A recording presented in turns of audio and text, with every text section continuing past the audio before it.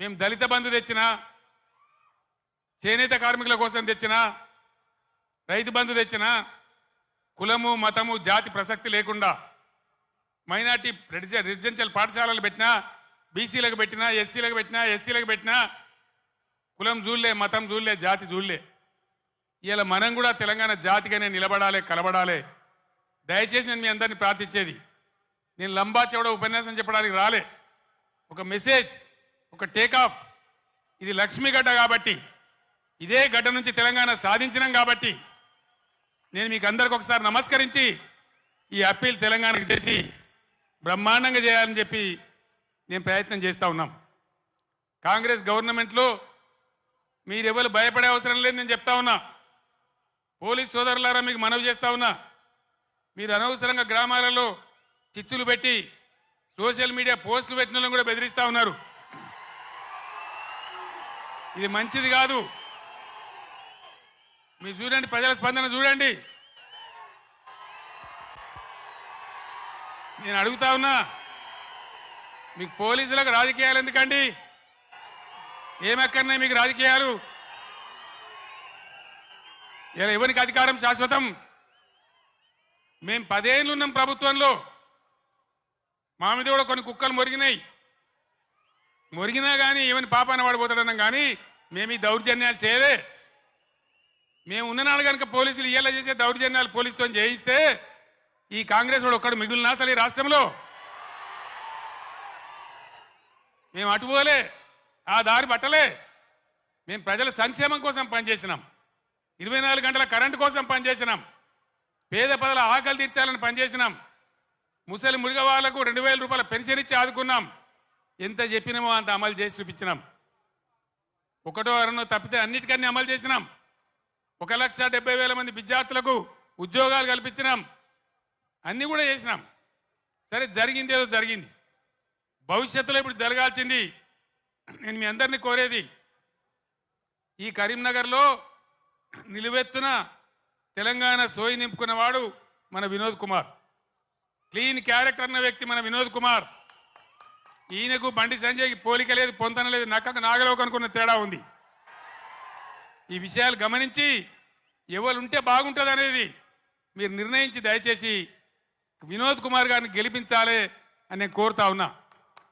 ఎవరన్నా ఈరోజు కాంగ్రెస్ వాడు కానీ బీజేపీ వాడు కానీ గుండెల నిండా జై తెలంగాణ అంటాడా? ఎవరనాలి?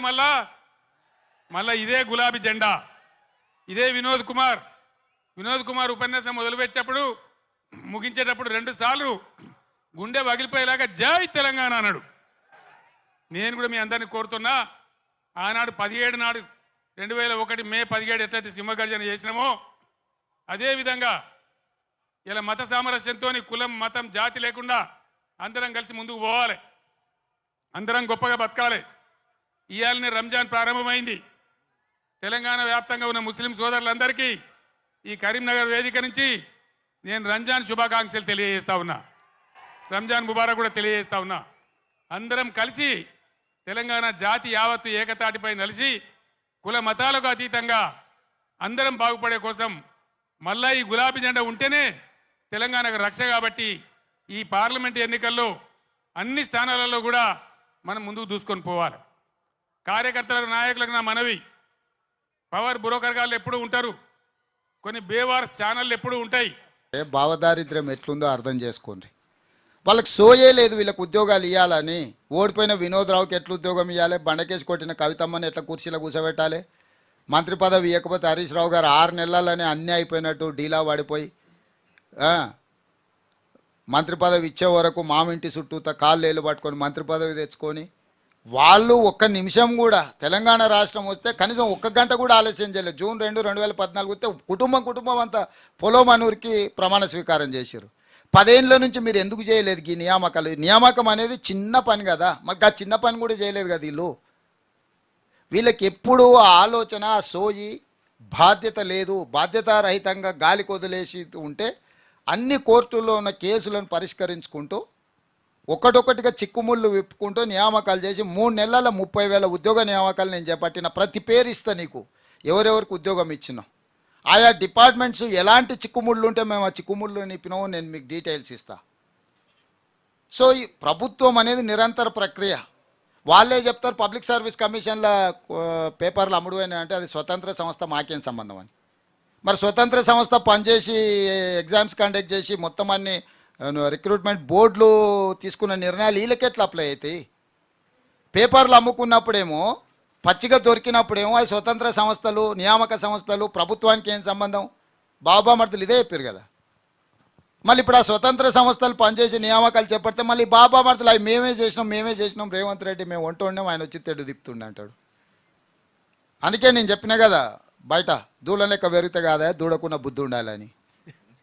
నెక్స్ట్ గ్రూప్ 1లో 44 నుంచి 46 ఏళ్ళకి చేసినాము, అన్ని సంప్రదించి అన్ని రకమైన ఆలోచనలు తీసుకొని పరిగణలోకి తీసుకొని గతంలో 40 లాస్ట్ నోటిఫికేషన్ ఇచ్చినప్పుడు 44 ఏళ్ళతో ఇచ్చిన దాన్ని ఈ 2 ఏళ్ళు వీళ్ళకి వేస్ట్ అవుతుందని 46 ఏళ్ళకి ఇచ్చి ఖాళీ పోస్టులను కూడా అందులో కలిపి గ్రూప్ 1 నోటిఫికేషన్ ఇచ్చినాము.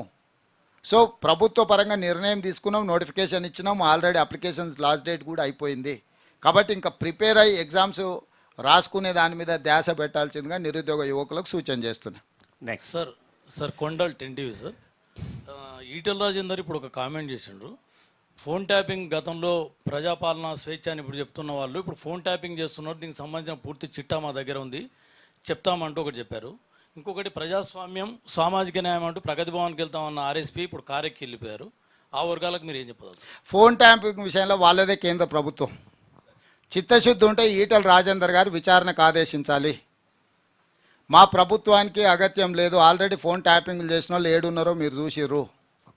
చిల్లర మల్లర ఆరోపణల ద్వారా ఈటెల రాజేందర్ గారు ఎలాంటి ప్రచారాన్ని పొందరు. టీవీలలో స్క్రోలింగ్లు వస్తాయేమో కానీ దానివల్ల ఏం ప్రయోజనం ఉండదు. మీదే ప్రభుత్వం ఉంది, మీ ప్రధానమంత్రి ఉన్నాడు, మీరు విచారణకు ఆదేశించండి ఫోన్ ట్యాపింగ్లు ఏమన్నా ఉంటే. అంటే నిన్న వాళ్ళ దగ్గర మిత్రుడు కరీంనగర్లో 7 కోట్లు పట్టుకున్నారు కదా, అదేమన్నా గత ప్రభుత్వం లేక ఫోన్ ట్యాపింగ్ పట్టుకున్నామని ఏమన్నా వారు అనుకుంటున్నారేమో. అట్లా లేదు, ఆడున్నోళ్ళే నగదు ఉందని చెప్పారు, పోలీసులు పోయి పట్టుకున్నారు. రెండవది ఏదో ఆర్ఎస్ ప్రవీణ్ గారా, మంచి మిత్రుడు, సామాజిక స్పృహ బాధ్యత ఉన్నవాడు. అప్పుడప్పుడు కొన్ని కేసీఆర్ అందుకే మీకు పాతకాలంలో రాక్షసుడు ఉంటాడు, ఎదురుగా యుద్ధం చేయడానికి పోతే సగం బలం గుంజుకుంటాడని. ఎవరు వాలా కేసీఆర్ కూడా అట్లా అంటాడు, ఎంత తెలివి కల్లోడని ఎదురుగా పోతే సగం తెలివి గుంజుకుంటాడు. అట్లా మిత్రుడు అట్లా ఉన్నట్టున్నాడు. నాకు తెలిసి ఆయనతో చేరుతాడని నేను అనుకోను. ప్రవీణ్ పట్ల నాకు ఇప్పటికీ గౌరవం ఉంది. ఒక సామాజిక బాధ్యత ఉండి ప్రజల కోసం తన ఇంపార్టెంట్ పోస్ట్ అంటే తన డీజీపీ అయ్యి ఉండేవాడు సర్వీస్లో ఉంటే. మొన్న కూడా నేను పబ్లిక్ సర్వీస్ కమిషన్ చైర్మన్గా వారికి ఆఫర్ ఇచ్చిన. ఎందుకంటే 2 లక్షల మంది నిరుద్యోగ యువకులకు ఒక మంచి రిక్రూట్మెంట్ బోర్డు ఉండాలని తెలంగాణ పబ్లిక్ సర్వీస్ కమిషన్ చైర్మన్గా వారిని 15 డేస్ అసలు డిలే అవ్వడానికి నేను ప్రవీణ్ గారిని రిక్వెస్ట్ చేసిన. వారు ఉంటే మంచిగా ఉంటుంది, బాగుంటుందని. వారు అది కూడా తిరస్కరించారు. లేదు, నాకు ఇంకా పెద్ద బాధ్యత ఉన్నది, సమాజంలో నేను చేయాల్సిన పని ఉంది అని.